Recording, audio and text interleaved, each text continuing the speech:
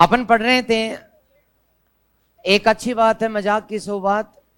आप लोग, मैं क्लास में आता हूं तो खुशी जाहिर करते हो, इसका मतलब ये है कि सभी प्रकार के दबावों से मुक्त हो जाते हो। तो जो लोग सीटी बजा रहे थे, इसका मतलब वो ज्यादा प्रफुल्लित है, वे दुनिया भर की टेंशनें छोड़ करके वो मस्त रह के पढ़ाई करने में विश्वास करने वाले लोग होते हैं। दोबारा मत बजाना ना। लेकिन चंद्रगुप्त सेकंड का समय मैंने बताया था 380 से लेकर 415। ओके, तो मैंने इसके वैवाहिक संबंध बता दिए क्या? ओके, अब चूंकि इसने ठाना था, इसने माना था कि मैं शकों को मिटा दूंगा, इस धरती से मिटा दिया। तो यहां लिख दें शक आक्रमण।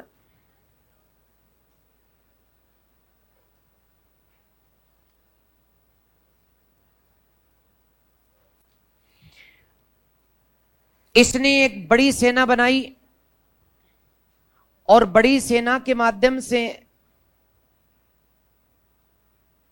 अपनी सभी सेनापतियों और सैनिकों को इकट्ठा कर ये शकों पर आक्रमण करने के लिए गया और शकों को इसने पराजित भी किया। और पराजित करने के बाद शकों को इसने हमेशा के लिए भारतीय इतिहास से समाप्त कर दिया। इसके बाद, इसके आक्रमण के बाद भारतीय इतिहास में शक गायब हो जाते हैं। तो उस समय यदि बात करें शक प्रदेश की, तो जो शक प्रदेश है उसमें बेसिकली गुजरात एवं मालवा का उज्जैन तक का भाग, उज्जैन तक का भाग, तो ये शक प्रदेश था। राजस्थान का भी अजमेर तक का भाग मैंने बताया था। पुष्कर झील जो है वहां तक शक नियंत्रण था। तो इस क्षेत्र को इसने जीता और यहां के जो निवासी शक थे, इन शकों को समाप्त कर दिया। ये इतिहास में इसीलिए इसे सकारी की उपाधि दी जाती है। अरी का मतलब होता है दोस्तों दुश्मन, शत्रु। अरी का मतलब दुश्मन, यानी सकारी का मतलब किसका दुश्मन? शकों का दुश्मन। और इसने चूंकि ये जो शक प्रदेश था, ये वाला, इस शक प्रदेश में उज्जैन इनकी राजधानी थी और इस शक प्रदेश में चांदी के सिक्के प्रचलित थे। चांदी के सिक्के चला करते थे। जबकि हमने समुद्रगुप्त के समय पढ़ा एवं चंद्रगुप्त प्रथम के समय पढ़ा, इस गुप्त साम्राज्य में किसके सिक्के चला करते थे? सोने के सिक्के। तो गुप्त साम्राज्य में चूंकि सोने के सिक्के चला करते थे, लेकिन शकों के यहां किसके सिक्के चलते थे? चांदी के। अब यहां के लोगों को चांदी के सिक्कों की आदत थी, इसलिए इस चंद्रगुप्त ने गुजरात जो क्षेत्र है वहां किसके सिक्के चलाए? तो चांदी के सिक्के जारी करने वाला प्रथम सम्राट, गुप्त सम्राट कौन है? चंद्रगुप्त सेकंड। इसने युद्ध किया और युद्ध जीता। इसके प्रमाण कहां से मिलते हैं? तो 3 अभिलेख मिलते हैं दोस्तों, 3 अभिलेख, जिनमें पहला अभिलेख है सनकानिक महाराज का। ये सनकानिक महाराज, ये राज्यपाल बनाया गया था गुजरात और मालवा का। यानी शकों को पराजित करने के बाद पाटलिपुत्र चला गया था चंद्रगुप्त सेकंड, और उसने यहां पर सनकानिक महाराज को राज्यपाल बनाया। तो इसने एमपी में एक गुफा बनवाई जिसका नाम है दोस्तों उदयगिरी की गुफा, और उसने मंदिर को दान दिया। इस गुफा में इसने लेख लिखवाया कि मैंने यहां मंदिर को दान दिया है, मैं अपने मालिक चंद्रगुप्त सेकंड की शक विजय के लिए आया था, और चूंकि मुझे महाराज बना दिया। महाराज का मतलब, अरे महाराज अधिराज के अधीन कौन होता है? महाराज। महाराज का मतलब गवर्नर, तो महाराज बना दिया गया। दूसरा दोस्तों, एक और सेनापति है जिसका नाम है वीर सेन सैव, वो शिव धर्म को मानता है। उसका लेख भी उदयगिरी से प्राप्त होता है। उदयगिरी की गुफा में उसने अपना लेख लिखवाया, और वो भी कहता है कि मैं 100 युद्धों का विजेता हूं। मैंने समुद्रगुप्त के समय 100 युद्ध लड़े थे, मैं चंद्रगुप्त के समय भी युद्ध लड़ने के लिए आया हूं। मेरे मालिक पाटलिपुत्र से आए और शकों के खिलाफ लड़ाई लड़ रहे हैं, और हमने शकों को हराया। ये जानकारी ये भी देता है। ये शैव धर्म का था, इसलिए एमपी में जो शैव मंदिर है, इन शैव मंदिरों को इसने दान दिया, ये उल्लेख भी कराता है। तीसरा आदमी, इसका तीसरा सेनापति है आम्र का देव। आम्र का देव, तो ये आम्र का देव भी आया और उसने अशोक द्वारा सांची में बनवाए गए स्तूप को दान दिया। तो इसका लेख कहां मिलता है? सांची के स्तूप पर। सांची के स्तूप पर इसका लेख मिलता है। ये कहता है कि मैं अपने स्वामी चंद्रगुप्त सेकंड के साथ यहां आया था, शकों को पराजित कर दिया है। मेरे मालिक चंद्रगुप्त सेकंड ने शकों को पराजित कर समाप्त कर दिया है। अब मैं जाते जाते सांची के स्तूप को रात्रि में दीपक जलाने के लिए, जलाने हेतु 5 गांव दान में दे रहा हूं कि उनका राजस्व दीपक जलाने के काम आएगा, तो दान में देने का उल्लेख। तो 3 लोग 3 धर्म को मानते हैं। एक सेनापति बौद्ध है, आम्र का देव नाम है, सांची के स्तूप को दान देता है दीपक जलाने के लिए, शकों को पराजित करने का उल्लेख करता है। एक का नाम वीरसेन है, ये शिव को मानता है, शैव लिखते हैं इसके आगे, वीरसेन शैव। एक सनकानिक महाराज, ये विष्णु धर्म को मानते हैं। ये उदयगिरी की गुफा में 2 तो, तीसरा सांची के स्तूप पर लेख प्राप्त होता है। इस प्रकार इस चंद्रगुप्त ने शकों को हराने के बाद में एक उपाधि धारण की दोस्तों। एक उपाधि धारण की, कौन सी उपाधि?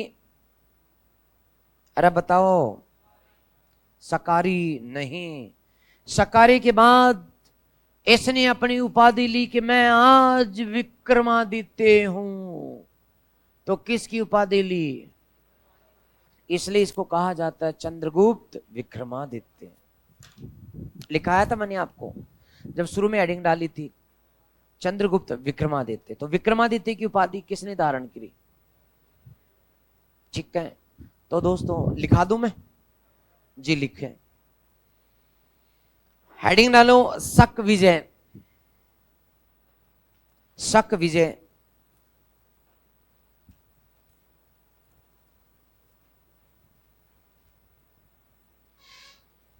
इसमें लिखना शुरू करें।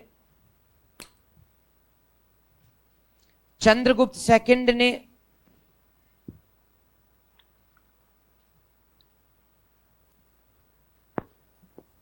शकों को पराजित करने के लिए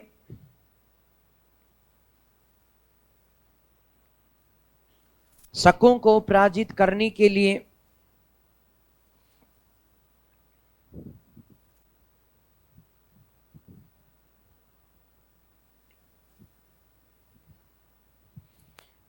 व्यापक तैयारियां की।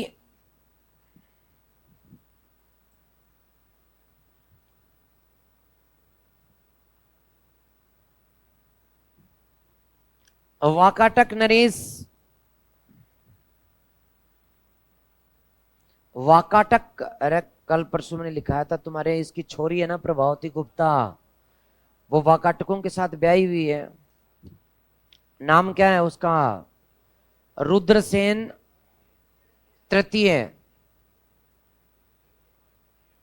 Sorry Rudrasen second, second. तो रुद्रसेन सेकंड लिखाया हुआ है ना, तो लिखो वाकाटकों के सहयोग से, या वाकाटक नरेश रुद्रसेन सेकंड के सहयोग से, वाकाटक नरेश रुद्रसेन सेकंड के सहयोग से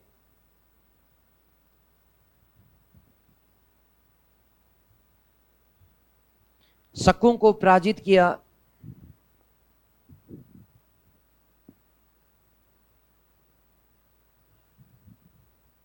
पराजित किया।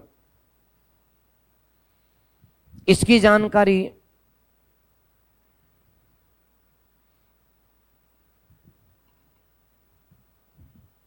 इसकी जानकारी 3 अभिलेखों से प्राप्त होती है। इसकी जानकारी 3 अभिलेखों से प्राप्त होती है।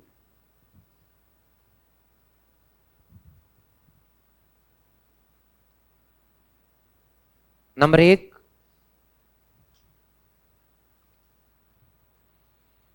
सनकानिक महाराज का,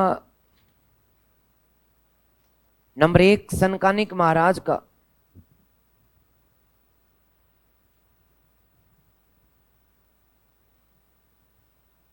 उदयगिरी गुफालेख, सनकानिक महाराज का उदयगिरी गुफालेख।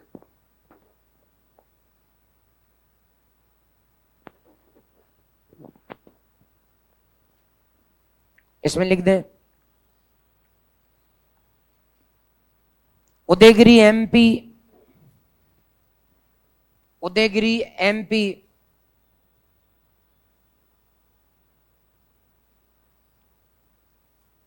की गुफा से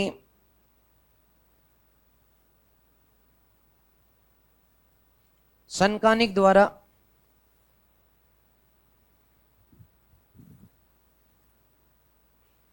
मंदिर को दान देते हुए, सनकानिक महाराज द्वारा या सनकानिक द्वारा मंदिर को दान देते हुए एक लेख लिखवाया, जिसमें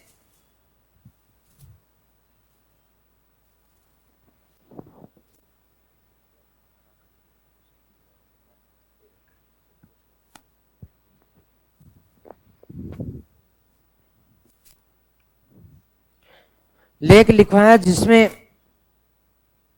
चंद्रगुप्त सेकंड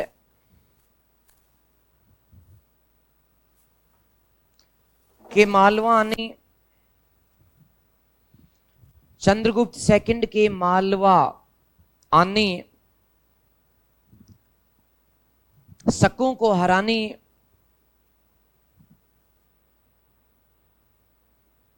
का उल्लेख मिलता है।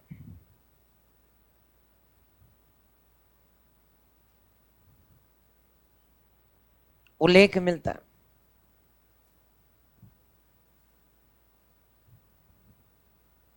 नंबर 2, वीरसेन सैव का उदयगिरी लेख, वीरसेन सैव, वीरसेन सैव का उदयगिरी लेख, वीरसेन सैव का उदयगिरी लेख लिखेंगे। शैव धर्म के अनुयायी, शैव धर्म के अनुयायी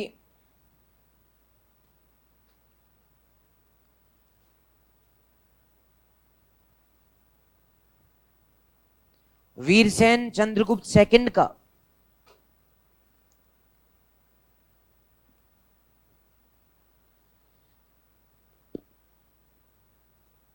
चंद्रगुप्त सेकंड का सेनापति था, जो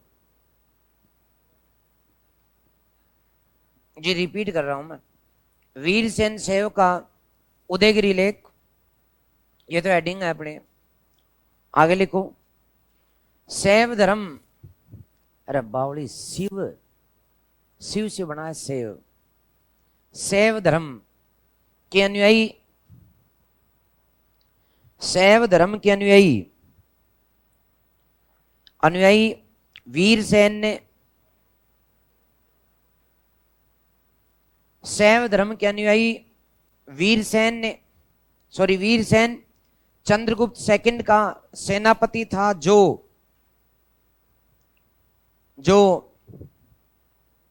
चंद्रगुप्त सेकंड के साथ,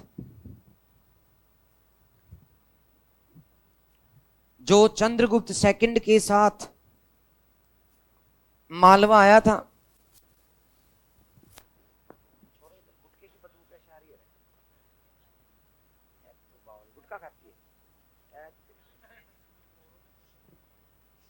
छोरों पे शक करता हूं, ये गलत है। अरे वाह, खूब खाती हैं। हाँ तो लिखो रहे, चंद्रगुप्त सेकंड के साथ मालवा आया था और शक विजय प्राप्त की थी, शकों पर विजय प्राप्त की थी। हाँ जी वापिस ही बोल रहा हूं, आगे तो बोल ही नहीं रहा मैं, तो आप वापिस ही बोले जा रहा हूं। चंद्रगुप्त सेकंड के साथ मालवा आया था और शकों पर विजय प्राप्त की थी।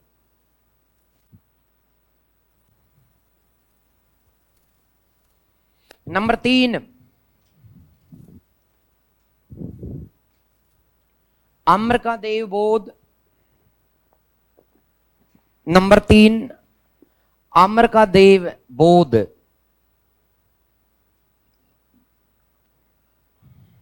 आम्र का देव बोध का सांची का लेख, आम्र का देव बोध का सांची का लेख।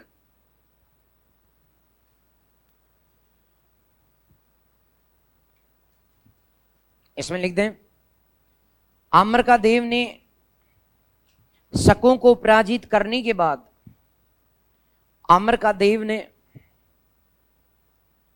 शकों को पराजित करने के बाद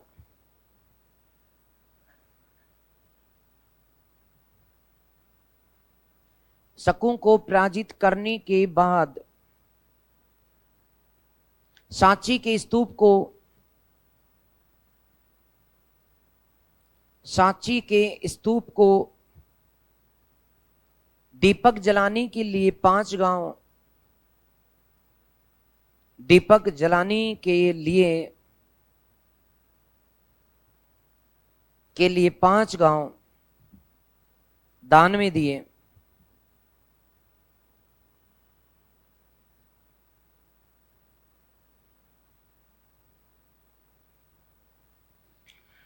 तो जीत प्राप्त होगी। शकों को पराजित कर चंद्रगुप्त ने विक्रमादित्य की, लिखो तो, शकों को पराजित कर, शकों को पराजित कर, पराजित कर विक्रमादित्य ने, सॉरी चंद्रगुप्त ने विक्रमादित्य की उपाधि धारण की। कभी कभी हो जाता है ना मैडम, क्या आप भी। शकों को पराजित कर चंद्रगुप्त ने विक्रमादित्य की उपाधि धारण की, धारण की, धारण की, धारण की, लिख दिया। भारतीय इतिहास में चंद्रगुप्त को, लिखो तो, भारतीय इतिहास में चंद्रगुप्त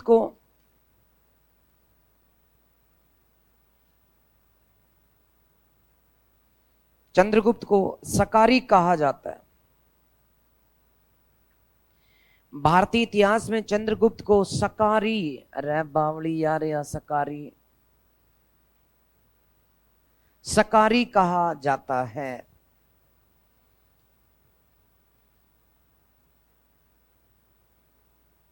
चंद्रगुप्त ने गुजरात में, चंद्रगुप्त ने गुजरात में चांदी के सिक्के पहली बार चलाए। चंद्रगुप्त ने गुजरात में चांदी के सिक्के चलाए, जब पहली बार चलाए।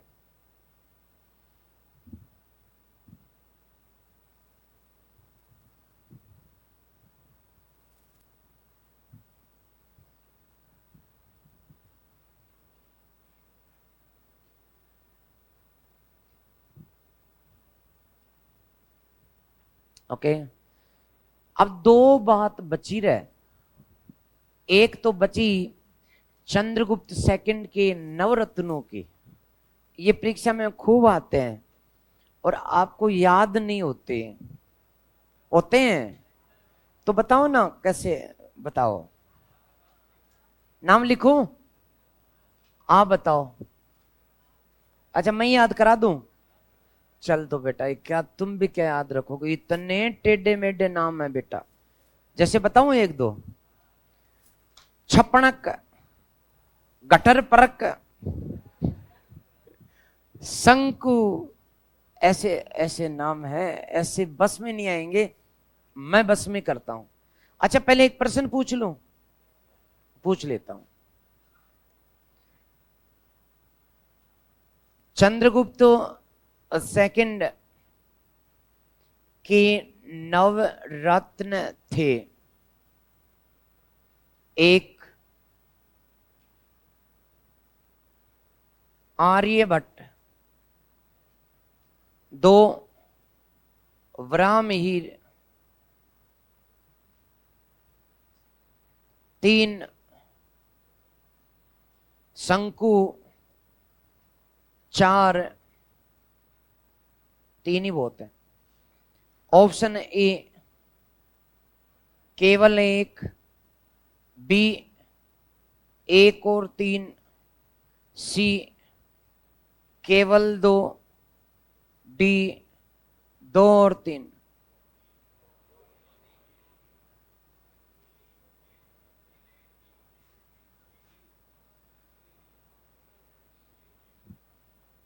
और मानो मैंने एक दो तीन कर दिया हो तो बता।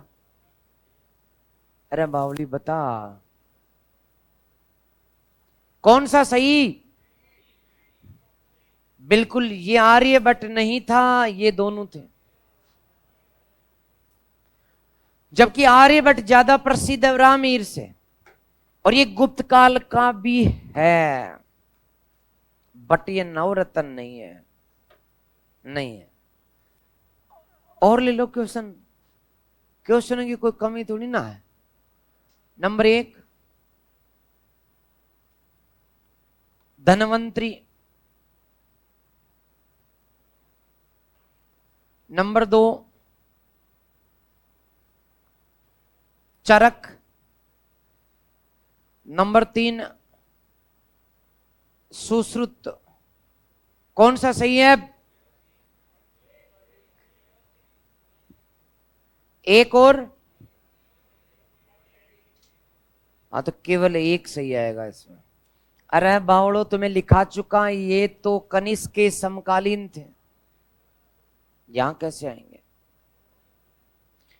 छोरो, पुरानी पढ़ाई कुछ बच्चे नहीं कर पा रहे हैं, उन्हें कुछ नहीं आ रहा है, उनके लिए धरती गोल है। वैसे धरती गोल तो है, पर इतनी गोल नहीं है जितनी तुम्हारी हो रही है कुछ बच्चों की। अरे बताओ, धरती गोल है क्या? नहीं, अंडाकार है। लेकिन तुम तो गोल हो रहे हो। पढ़ो। पढ़ाई नहीं कर रहे हैं और सब कुछ कर रहे हैं, बस पढ़ाई नहीं कर रहे हैं। खैर, तो मैं याद करा दूं क्या फिर? काली छोरी है क्लास की, मुझे पता नहीं कौन सी है। काली को वर मिलेगा, और वो कौन होगा?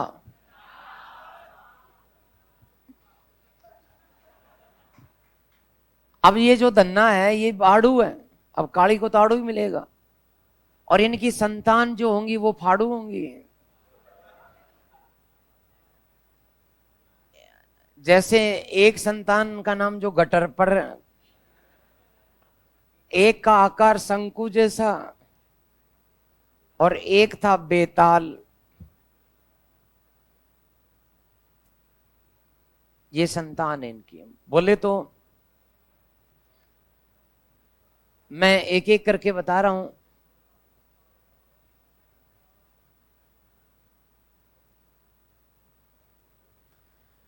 नंबर एक, कालिदास। कालिदास। दूसरा, वर रुचि। वर। तीसरा, वराह मिहिर। ये भी वर से आ गया। चौथा, धनवंतरी। अरे कई बोतला न गुड़ाओ। गटर। गटर पटर। अब पटर याद नहीं हो तब परख कर दो। वैसे गटर पटर में से सब आ जाएगा। शंकु। और सातवां कौन सा? बेताल बट। आठवां, अमर सिंह। ब्रह्मगुप्त। काली का वर अमर ब्रह्मा। अमर दन्ना, ये था इसका कोडवर्ड। और लास्ट में उसकी संतान तीन थी जो ब्रह्मा की तरह वृद्ध थी। अर्थात काली कालिदास आ गया, वर में दो आ गए। कौन कौन से आ गए? और जो धन्ना मिला वो अमर था। अमर में कौन सा आ गया? धन्ना में कौन आ गया? इसके बाद में संतान कैसी हुई?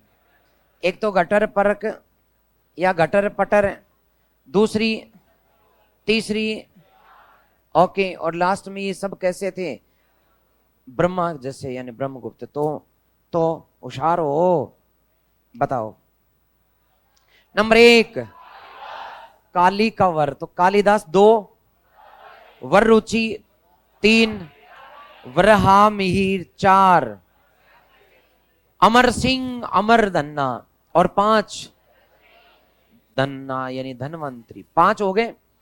तीन संतानें बता दो।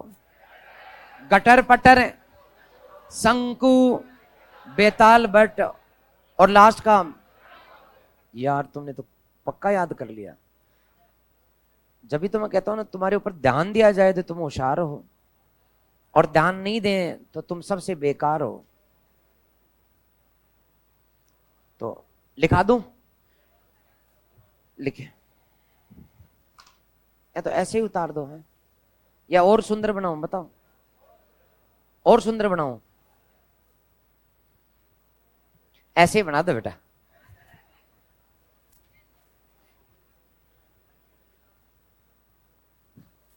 अब देखो सारे आ तो गए, इसमें क्यों बनवा रहे हो? तो बदमाश है।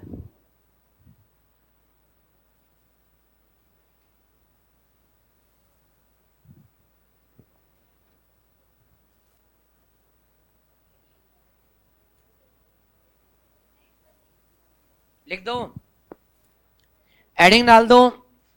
चंद्रगुप्त सेकंड के नवरत्न।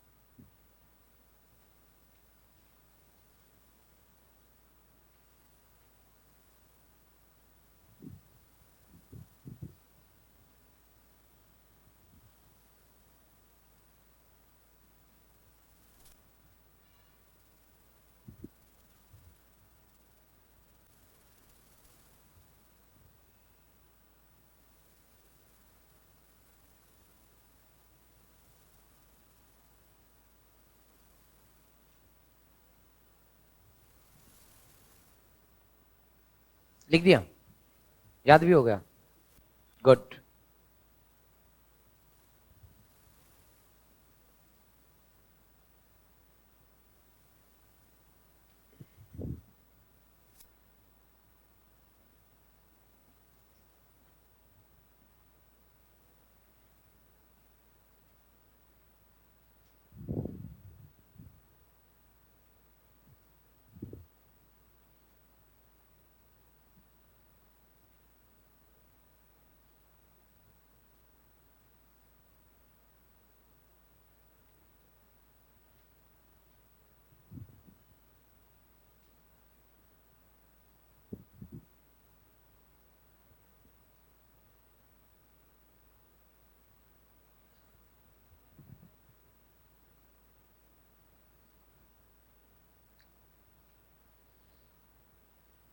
तो लिख दिया है दोस्तों?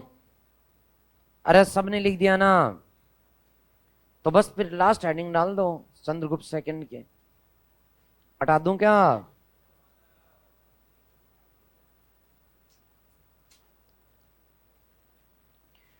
तो दोस्तों, फायान की भारत यात्रा,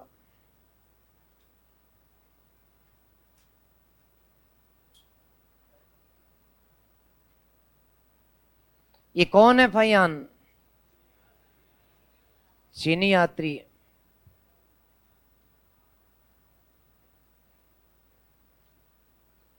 इसका समय 405 से 411 तक भारत का यात्रा का समय।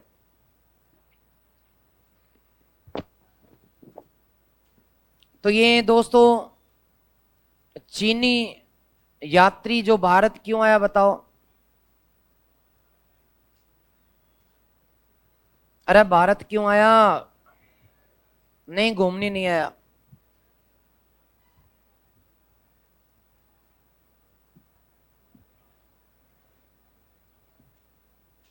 जो बौद्ध धर्म ग्रंथों की प्राप्ति हेतु भारत आया।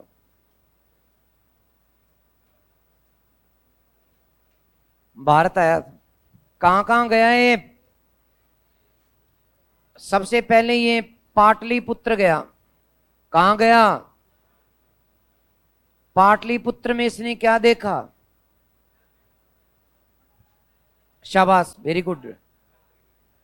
अशोक के महल देखे और इनको कैसा बताया? देवता निर्मित, वेरी गुड, शाबाश।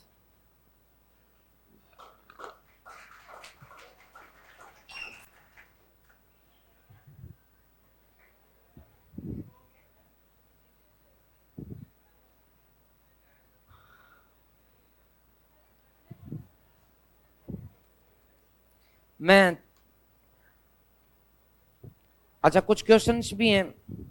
सेतुबंध की रचनाकार अभी पढ़ेंगे, प्रवरसेन तृतीय पढ़ेंगे अभी, प्रवरसेन को। किस गुप्तकालीन शासक को कविराज कहा गया है? तो समुद्रगुप्त को कविराज भी कहा गया। स्कंदगुप्त के किस स्तंभ लेख में भीतरी है, लेकिन स्कंदगुप्त पढ़ाऊंगा अभी, तो महरौली वाला अभी पढ़ाऊंगा, गुप्त स्थापत्य अभी पढ़ाऊंगा, भीतरगांव का मंदिर अभी पढ़ाऊंगा, देवगढ़ का मंदिर पढ़ाऊंगा, बुमरा का मंदिर पढ़ाऊंगा, तीगवा का पढ़ाऊंगा। ये सारे आपने गुप्तकालीन संस्कृति की चीजें पूछी हैं जो अभी मैं पढ़ाऊंगा। और ये विकास कोई आपका स्टूडेंट है तो उसकी सगाई हुई है, और इसकी मिठाइयां आप बांट दो बेटा, सब मिले। अरे खोलो, बांटो, बांटो तो सही, खोलो तो सही। मतलब इन्होंने क्या किया? क्योंकि सगाई हुई नहीं है, इनकी होगी भी नहीं, क्योंकि इनकी मिठाई क्या है? ऐसी मिठाइयों से सगाई होती थोड़ी, होती भी टूट जाती है। तो मेरे साथ साथ लिख दो या तो, या फिर मैं बता दूं, एक बार सुन लो, या एक बार साथ साथ लिख दो, फिर मैं आपको समझा दूंगा, ठीक है? बेटा मिठाई कैसी थी?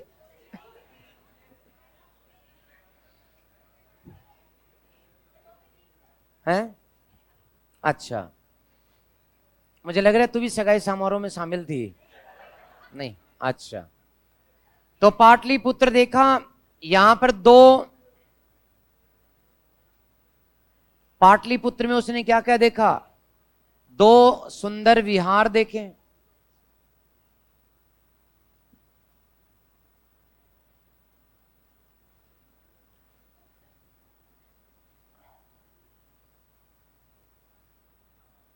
एवं अशोक के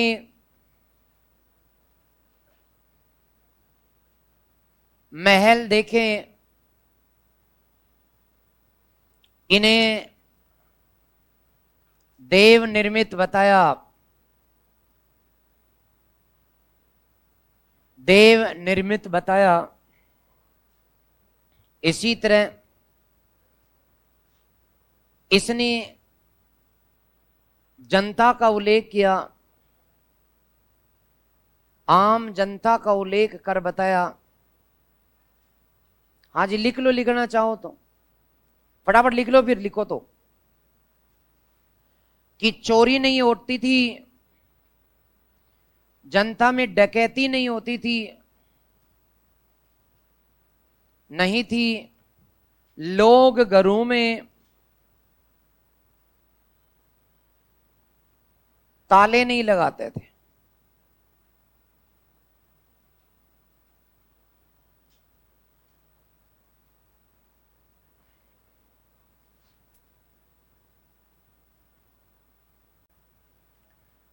कौड़ियों में व्यापार होता था,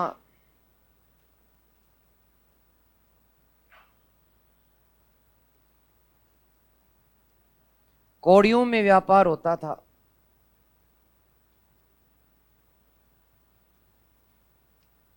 शासक के बारे में क्या लिखा? पहले आम जनता की बात कर लें।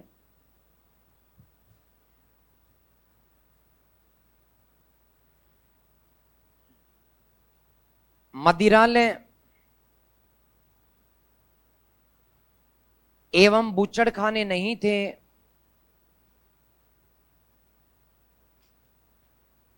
मदिरालय एवं बूचड़ खाने नहीं थे,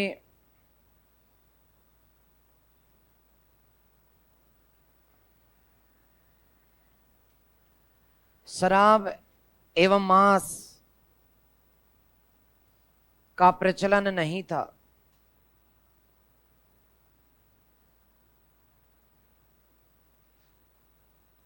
चांडाल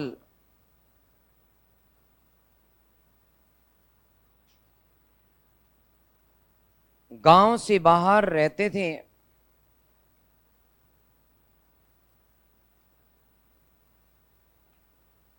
गांव में आते, गांव में ढोल या लकड़ी बजा कर आते थे।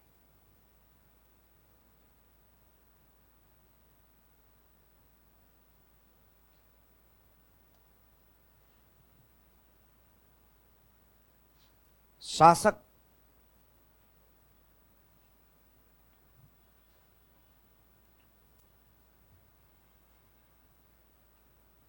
शासक के नाम का उल्लेख नहीं किया,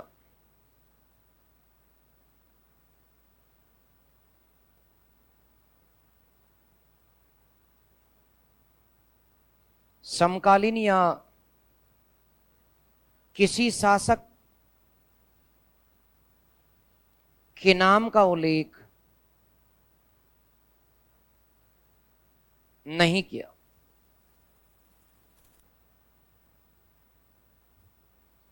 फिर भी लिखा, कानून सरल थे, मृत्युदंड नहीं था,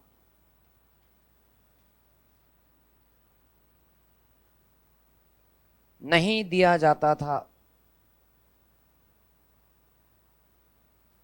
बार बार अपराध करने वाले को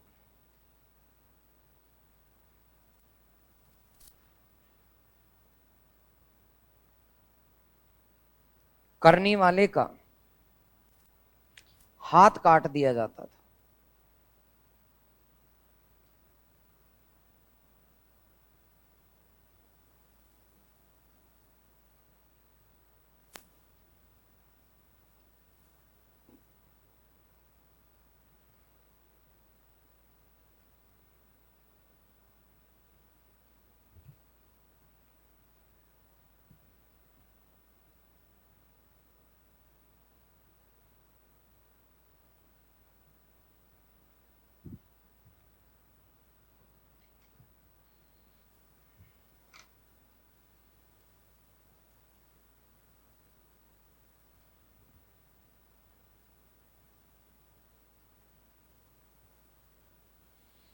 ये जो क्वेश्चन पूछा है सर, नवरत्न में घटर परक का नाम हरिसेन था क्या? नहीं, हरिसेन इसके समय था ही नहीं, वो समुद्रगुप्त के समय था।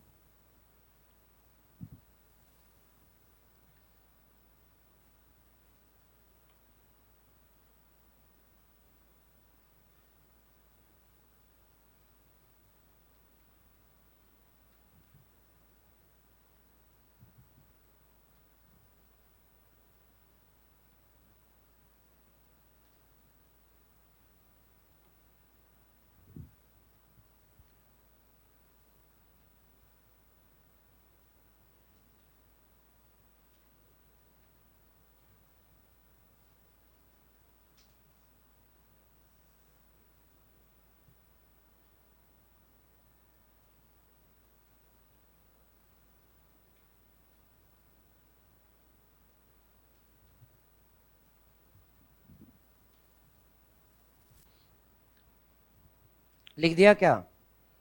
लिख रहे हो? लिखो।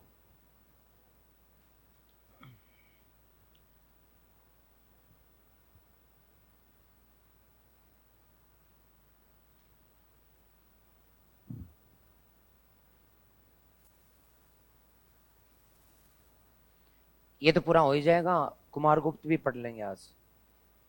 कल स्कंदगुप्त शासक खत्म, प्रशासन पढ़ेंगे कल। कल तो संडे है।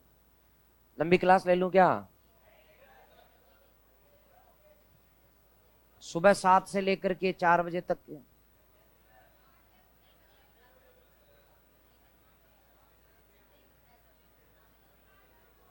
चल तो बेटा, लेकिन परसों बदबू नहीं आनी चाहिए फिर। अच्छा फिर ठीक है। हाँ सही बात है। अब कुछ बच्चे मना कर रहे हैं, वो कह रहे हैं सर नहाने के लिए संडे ही मिलता है, इसका मतलब वो 6 दिन नहाते नहीं है।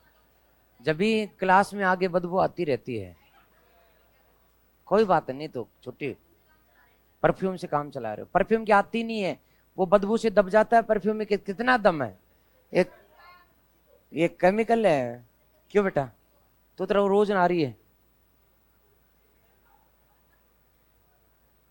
कोई बात नहीं, नहीं नहा रही तो कोई बात, स्वीकार कर ले। कभी नहा लेती है, कभी नहीं नहाती, ऐसा ही है। तो नहाती रोज है, पढ़ती रोज नहीं है लेकिन। अच्छा, अच्छी बात।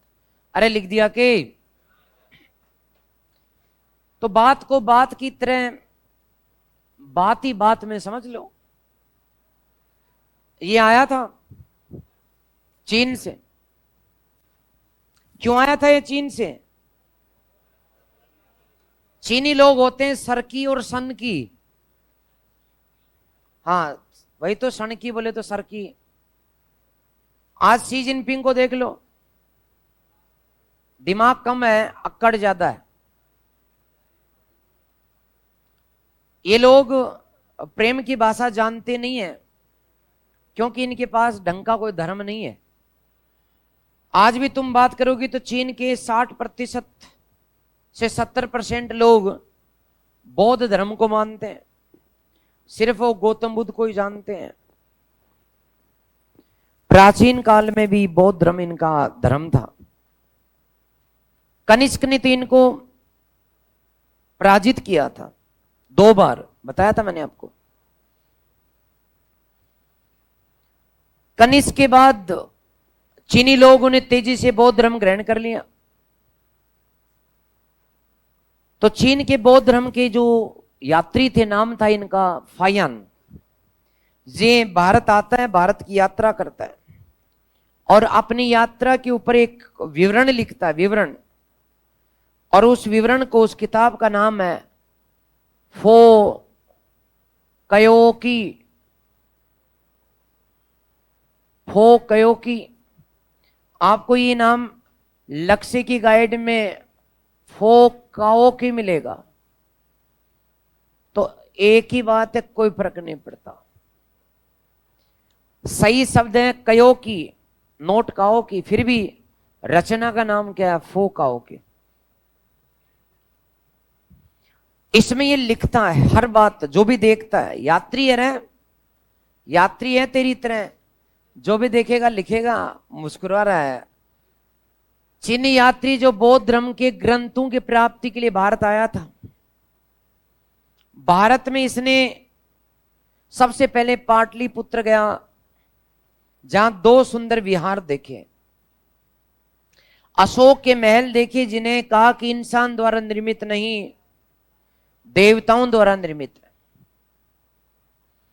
फिर आम जनता के बारे में बड़ा शानदार उल्लेख करता है। वो कहता है कि चोरी और डकैती जनता के बीच नहीं होती थी, ये अकेला मगध के जंगलों में दिन को भी चलता था, रात को भी चलता था, खूब सारा सोना चांदी लाया था, किसी ने नहीं छीना। इसको बड़ा अच्छा लगा कि यहां पर कोई डर नहीं है, अपराध ही नहीं है। तब इसने महसूस किया कि यहां तो लोग घरों में ताले भी नहीं लगाते, तो चोरी नहीं होती, डकैती नहीं होती थी, लोग घरों में ताले नहीं लगाते थे। आपके एसआई में ये क्वेश्चन पूछा, घुमा के दे, घुमा के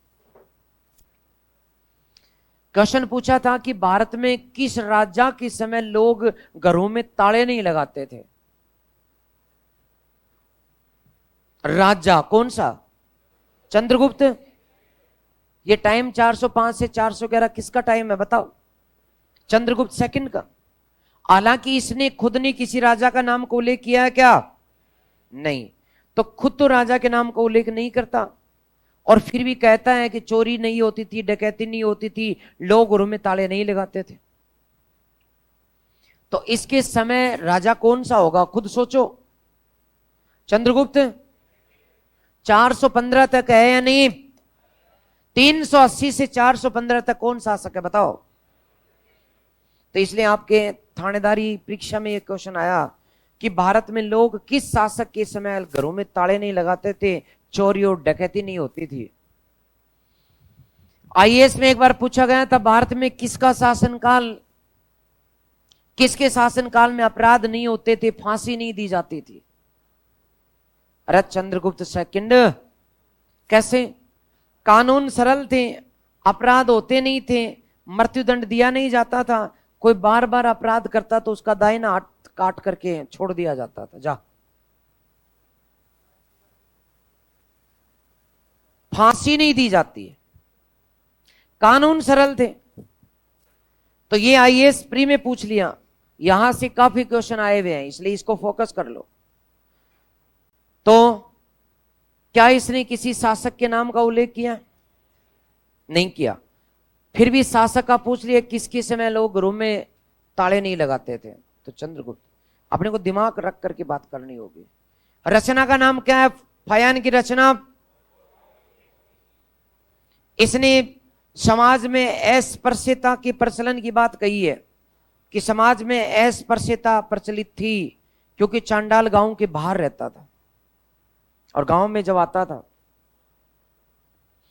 तो ढोल बजाता आता था, ढोल, और ढोल नहीं हो तो लकड़ी को ठोक ठोक करके आता था।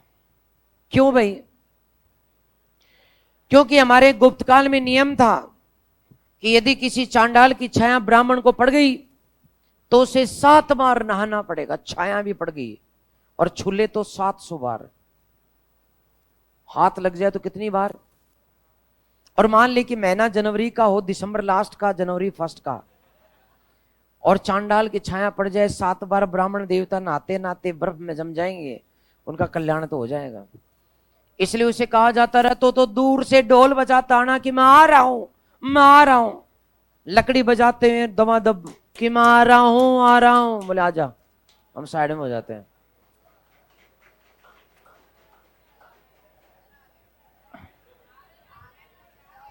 अच्छा तो चांडाल आ रहे हैं, ठीक है। तो एक बात ये भी है, ध्यान रखना, अस्पृश्यता थी भारत में, ध्यान रखें दोस्तों। गुप्त काल में छुआछूत की भावना थी। इसको हमारे वाले साहित्य ग्रंथ वाले तो लिख ही रहे हैं, एक विदेशी भी इसका आंखों देखे हाल का वर्णन करता है। ये बात क्लियर। अब दो बात और बची, तीन। नंबर एक, इसने उत्तरी भारत विशेष करके मध्य देश को ब्राह्मणों का देश कहा। क्या कहा? ब्राह्मणों का देश कहा। और फिर इसने बताया कि भारत का व्यापार कैम्बे से होता था, सोपारा से होता था, बड़ोच से होता था, बड़ोच यानी बरगुकच, एवं ताम्रलिप्ति, ये चार बंदरगाहों का ये उल्लेख करता है। ये बंदरगाहों का ये उल्लेख करता है और कहता है कि यूरोप से, चीन से, एवं जो दक्षिण पूर्वी देश, एशियाई देश हैं जिन्हें हम स्वर्ण देश कहते हैं, स्वर्ण देशों से व्यापार होता था भारत का। तो ये दो चार बातें और उल्लेख कर दें, फटाफट लिखो, नोट नोट डालो, नोट। नोट नंबर एक, नोट नंबर एक, फायान ने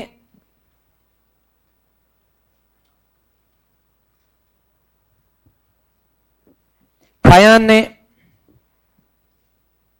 मध्य देश को ब्राह्मणों का देश बताया। फायान ने मध्य देश को ब्राह्मणों का देश बताया।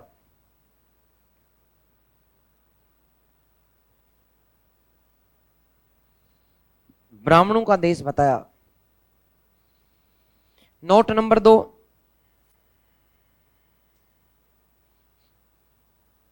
Cambay, Sopara, बड़ोच, Tamralipti. Cambay, Sopara, बड़ोच, Tamralipti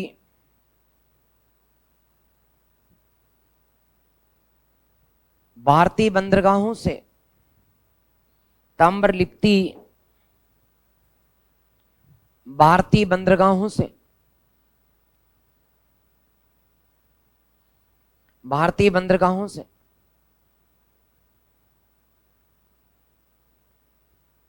Europe, चीन और स्वर्ण द्वीपों को, यूरोप, चीन और स्वर्ण द्वीपों से, यूरोप, चीन और स्वर्ण द्वीपों से व्यापार होने का उल्लेख,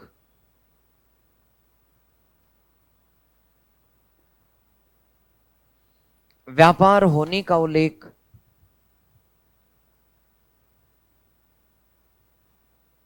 का उल्लेख फायान ने किया।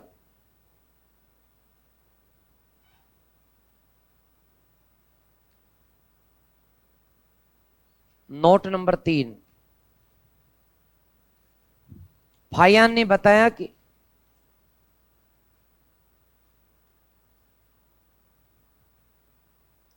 फायान ने बताया कि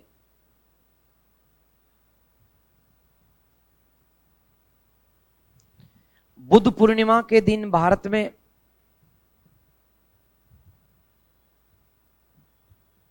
बुद्ध पूर्णिमा के दिन भारत में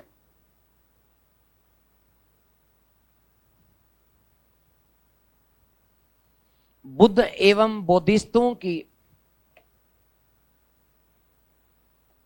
बुद्ध एवं बौद्धिस्टों की यात्रा निकाली जाती थी।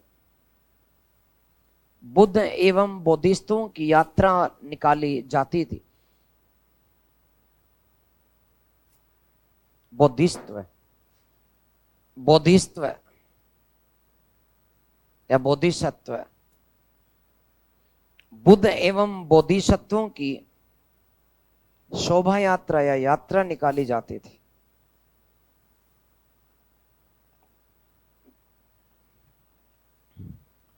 बुद्ध एवं बोधिसत्वों की यात्रा निकाली जाती थी। कब रे? अरे बुद्ध पूर्णिमा के दिन। तो कैसे कैसे निकालते थे? जैसे अपनी गणगौर की सवारी नहीं होती, तीज की सवारी नहीं होती, जैसे गणपति बप्पा की सवारी होती है, वैसे शोभा यात्रा निकाले जाते थे। मतलब कि रथ में बैठा करके बुद्ध और बोधिसत्वों को दूर तक यात्रा कराई जाती थी। जैसे गणगौर की सवारी, तीज की सवारी या फिर गणपति बप्पा की सवारी, ये जो निकलती हैं सेम ऐसे कैसे। ठीक है, अब दोस्तों इसकी लास्ट हेडिंग डाल दो, मेहरौली का लोहे स्तंभ।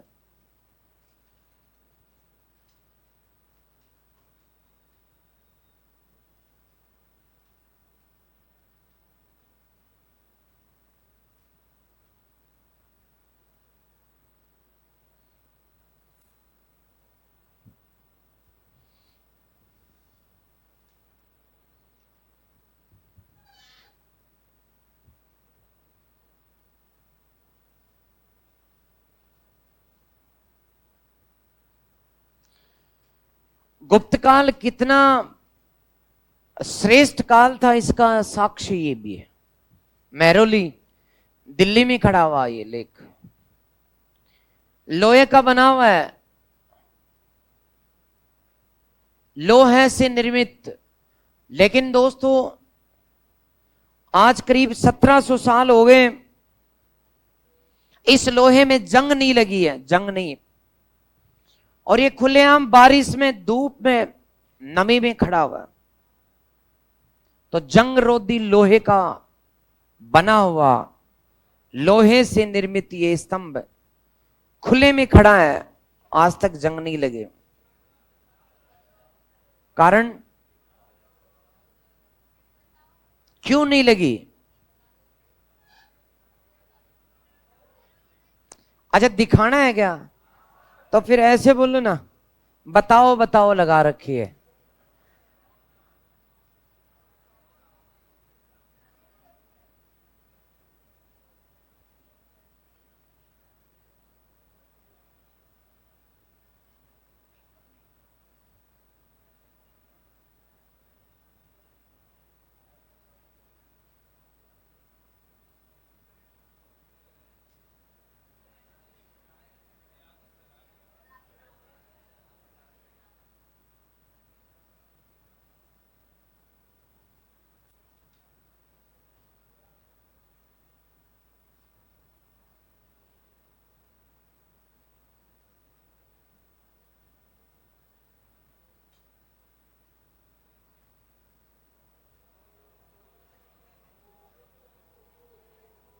वाह, अब ये देख लो, एक तो फोटो इसकी ये है, दूसरी ये है।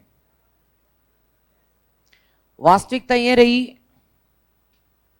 कि जो तुर्क शासक आए, उन्होंने यमुना के पास दिल्ली में खड़े हुए इस स्तंभ के पास ही अपनी पहली बिल्डिंग कुतुब मीनार का निर्माण करवाया था।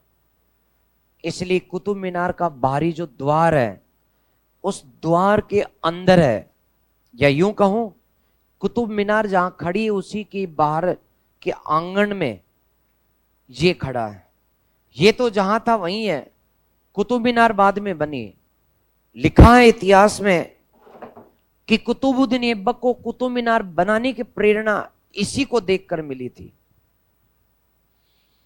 क्योंकि वो लोहे का उसने बनवाने की कोशिश की थी, लेकिन कुतुब मीनार बनाने के लिए उसको प्रेरणा तब मिली जब उसके लोहे का स्तंभ जो उसने खड़ा करवाया था, अपनी इतिहास लिखा हुआ, वो 2 साल के अंदर जंग खा करके खराब हो गया था।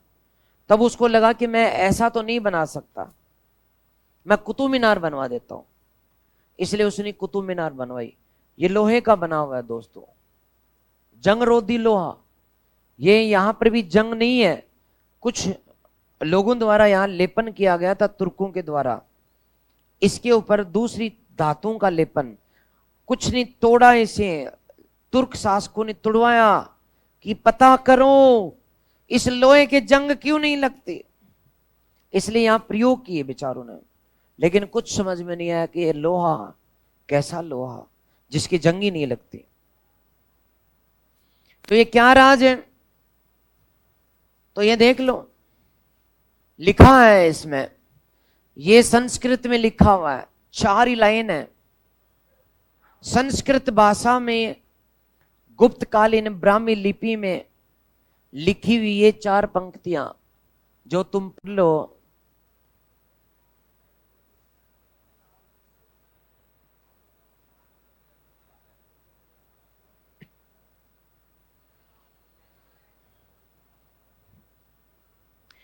सबसे बड़ी बात कि जिस समय ये लेख लिखा गया था वो यशस्वी राजा मृत्यु को प्राप्त हो चुका था, लेकिन उसकी आभा, उसकी कीर्ति, उसके पराक्रम से पृथ्वी आज भी सुवासित होती है। भले ही वो चला गया, लेकिन उसके पराक्रम से पृथ्वी जो है आज भी खुशबू से भरी हुई है। उसका कर्म इतना था, पराक्रम इतना था। पहली लाइन ये लिखा हुआ है यहां पर। इस अभिलेख को संक्षेप में कहें तो जिस समय ये लेख उकेरा गया था उस वक्त वो प्रतापी राजा जीवित नहीं था, हालांकि उसका यश संपूर्ण पृथ्वी पर कायम हो चुका था। यानी उसके पराक्रम से पृथ्वी आज भी सुवासित हो रही थी। दूसरी पंक्ति में लिखा है वंगे, वंगे अर्थात बंगाल को जीतने वाला वो, तो वाहिलिकों को जीतने वाला वो। तो उसमें कुछ शब्द हैं जो मैं बता रहा हूं आपको कि जिसने बंगाल की विजय की, सिंधु के 7 मुखों को पार करके वाहिलिकों को हराया, वो विष्णु का भक्त था। और उसने चंद्रगिरी पहाड़ी पर ये लिखवाया, समुद्र उसको आज तक सलाम करता है। ये जल निधि, वीरियो, बाकी दक्षिण, ये संस्कृत है, इतनी आसान नहीं है। देख लो इसमें कितना मीटर ऊंचा है, 7 मीटर, मोले तो करीब 14 फीट जमीन के बाहर है, 14 फीट जमीन के बाहर है। शोधकर्ताओं ने अनुमान लगाया कि गरुड़ विराजमान कराने के लिए इस ध्वज स्तंभ का निर्माण कराया गया था, इसलिए इसको गरुड़ स्तंभ या विष्णु स्तंभ भी कहा गया है। पहले ये दिल्ली में नहीं था, ये शिवालिक श्रेणी के एक पहाड़ पर लगाया गया था, जिस पहाड़ का नाम था चंद्रगिरी या चंद्र पहाड़। तो वहां से दिल्ली बसाने वाले अनंगपाल तोमर ने इसे दिल्ली लेकर के आया था। तो फटाफट लिख दें दोस्तों, एडिंग डालो रहे, डाल दी क्या? लिखो है, फटाफट लिखो, लिखो तो।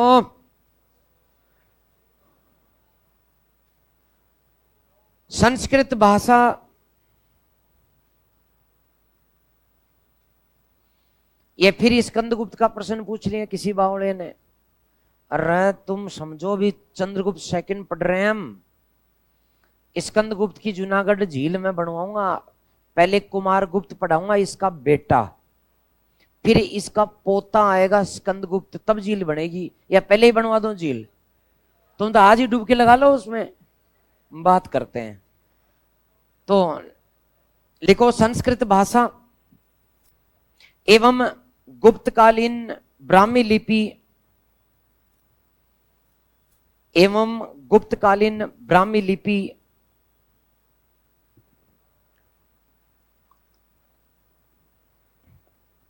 संस्कृत भाषा एवं गुप्तकालीन ब्राह्मी लिपि में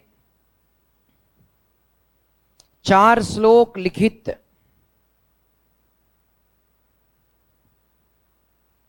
4 श्लोक लिखित, कोमा जंगरोधी लोहे से निर्मित, जंगरोधी लोहे से निर्मित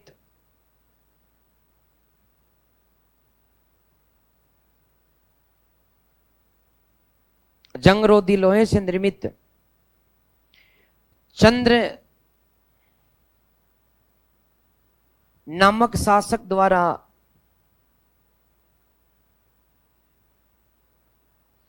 चंद्र नामक शासक द्वारा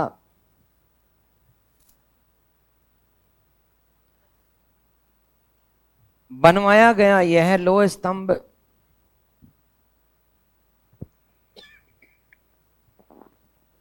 लोहा स्तंभ कभी चंद्रगिरी पहाड़ी पर था, कभी चंद्रगिरी पहाड़ी पर था।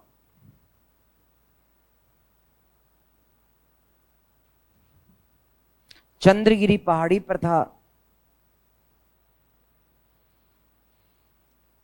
अनंगपाल तोमर ने, अनंग लिखूं क्या? अनंगपाल तोमर ने, अरे दिल्ली किसने बसाई थी? अनंगपाल तोमर ने। तो अनंगपाल तोमर ने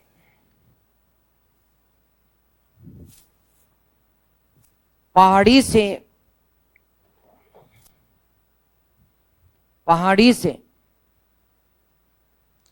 मंगवा कर दिल्ली में स्थापित करवाया गया।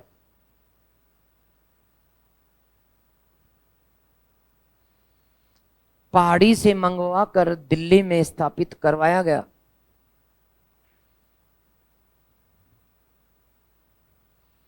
वर्तमान में यह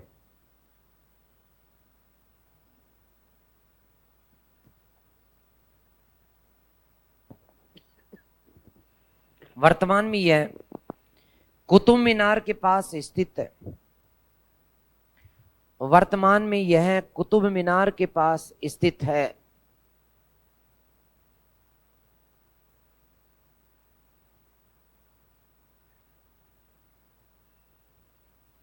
कुतुब मीनार के पास स्थित है। इस पर बंगाल विजय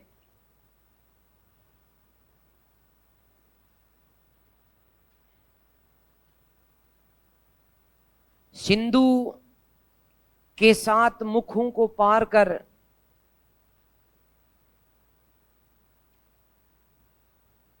सिंधु के 7 मुखों को पार कर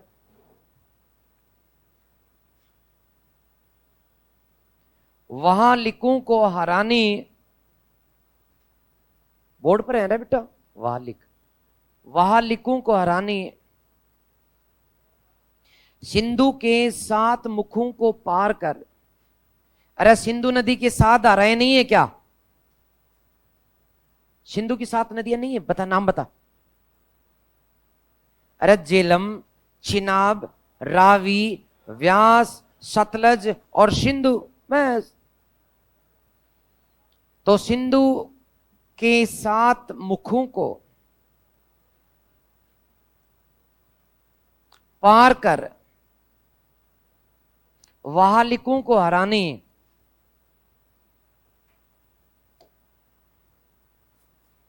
का उल्लेख मिलता है।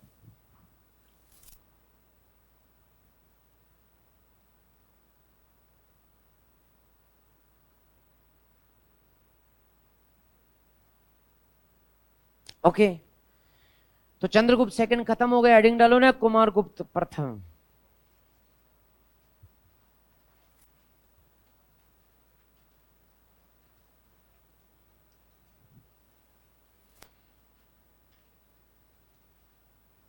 कुमार गुप्त प्रथम। समय कितना है?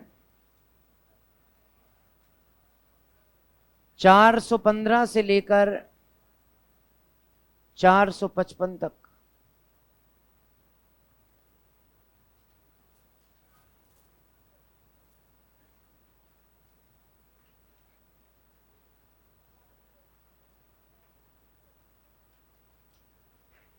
चालीस साल राज किया कि नहीं किया? अरे कमी रही क्या?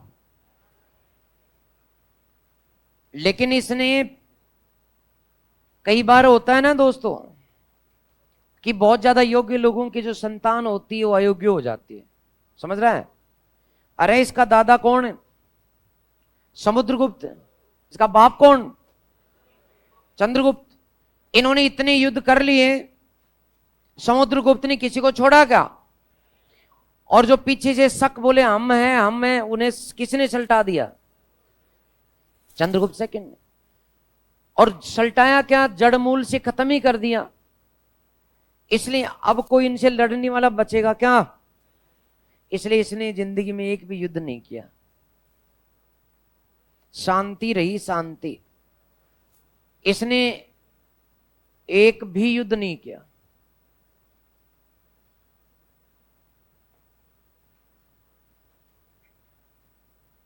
इसलिए इसका समय किसके लिए प्रसिद्ध है?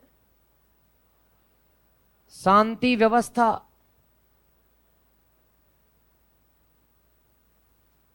के लिए प्रसिद्ध। अब ये ठाला बैठा रहा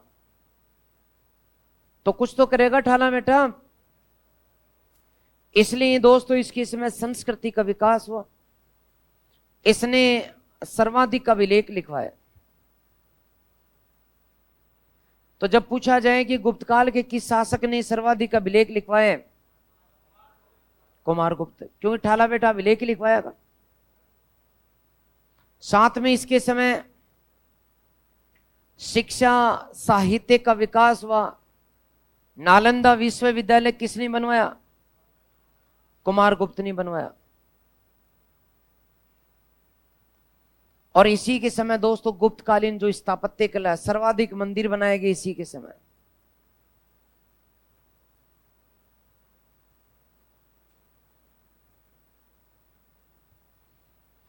इसलिए चूंकि युद्ध नहीं हुआ, शांति रही, तो शांति में शांति की बात होती है, मंदिरों की बात होती है, महलों की बात होती है, स्थापत्य की बात होती है, अभिलेखों की बात होती है। ठीक है, तो पहले तो ये उतारो, इतना उतारो।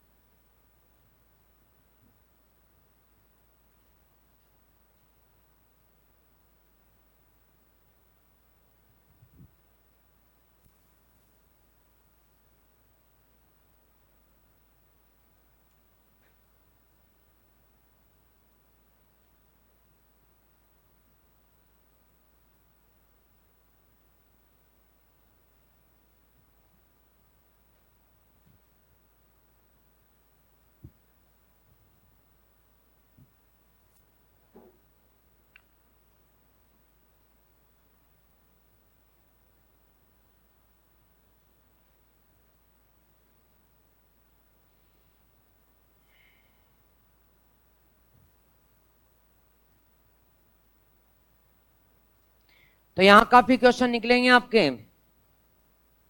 जैसे बताओ मामूली कौन सा निकलेगा? एक तो नालंदा विश्वविद्यालय किसने बनवाया? सर्वाधिक अभिलेख, सर्वाधिक मंदिर, सर्वाधिक शांति और विकास का समय, तो सभी का उत्तर कुमारगुप्त है। इतिहास में लड़ने वाले लोगों को याद किया जाता है, लेकिन नहीं लड़ने वाले भी महान हो जाते हैं, जैसे यहां पर ये देख लो। तो इसमें सबसे पहले मैं अभिलेख लूंगा, तो हेडिंग डाल दो अभिलेख।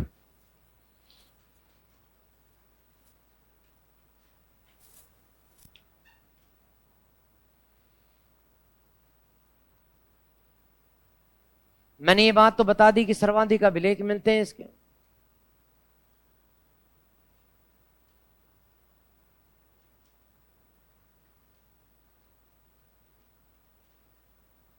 सर्वाधिक अभिलेख मिलते हैं। अब यहां पहला अभिलेख कौन सा है, या खास अभिलेख दो हैं। एक है बिलसड अभिलेख,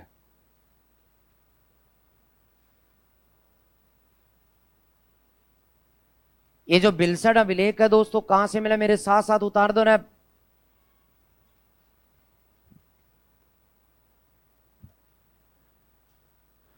ये एटा जिला यूपी से प्राप्त हुआ। इसमें गुप्त वंशावली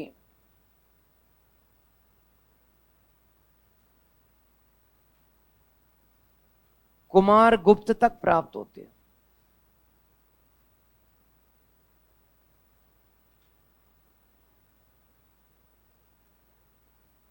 तो गुप्त वंशावली कुमार गुप्त के प्राप्त होती है, यही खास बात है इसकी। दूसरा खास अभिलेख है मंदसौर अभिलेख।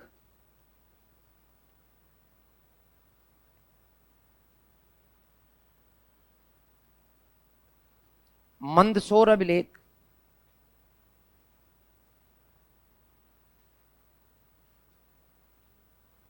इसका सीधा अर्थ यह है कि मंदसौर जो कि एमपी में पड़ता है, प्राचीन नाम दसपुर,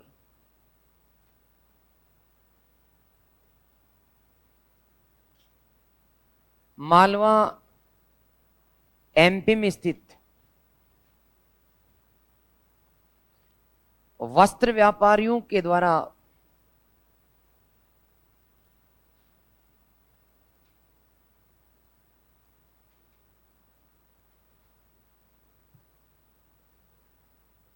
लाट प्रदेश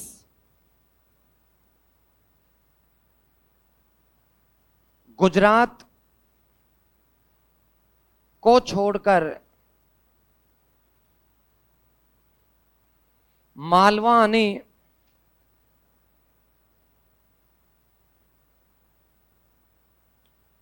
सूर्य मंदिर बनवाने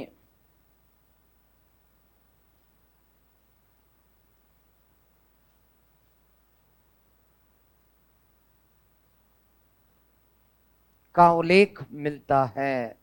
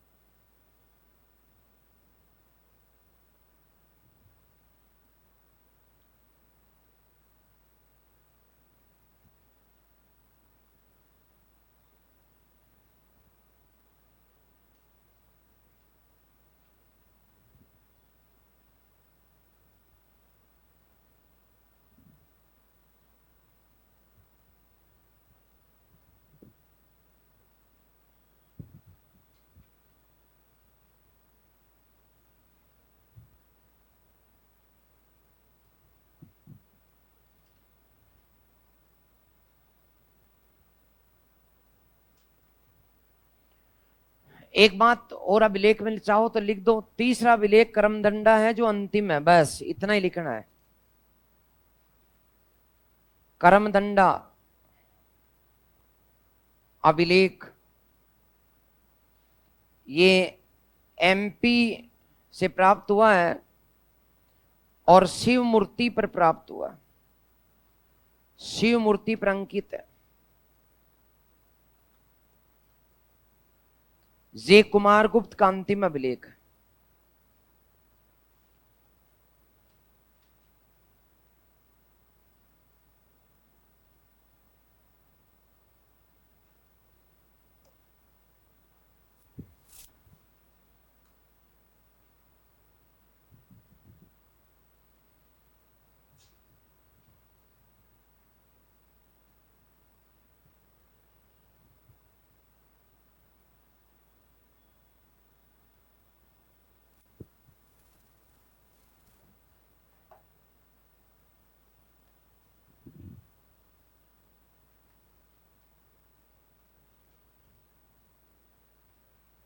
तो पहला अभिलेख कौन सा है? बिलसड। अंतिम कौन सा है? कर्मदंडा।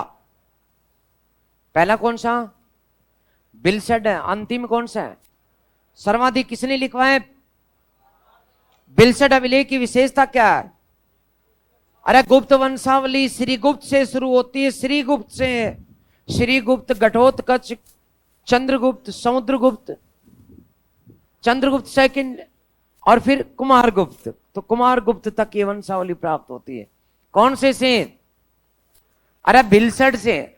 याद रखें, भिलसड अभिलेख पहला अभिलेख है किसका? बता बावली। अरे कुमारगुप्त का। सबसे ज्यादा अभिलेख किसके मिले बता? कुमारगुप्त का। आखिरी अभिलेख कौन सा बता रहा बावली? करमदंडा अभिलेख कहां से मिला है? एमपी में। किससे मिला? शिव मूर्ति के पीछे लिखा हुआ है मैडम, पता है क्या? नहीं पता। तो शिव मूर्ति के ठीक पीछे उत्कीर्ण किया गया। तो आज इन अभिलेखों के साथ आपकी क्लास समाप्त। मिलते हैं परसों, तब तक के लिए नमस्कार। नमस्कार।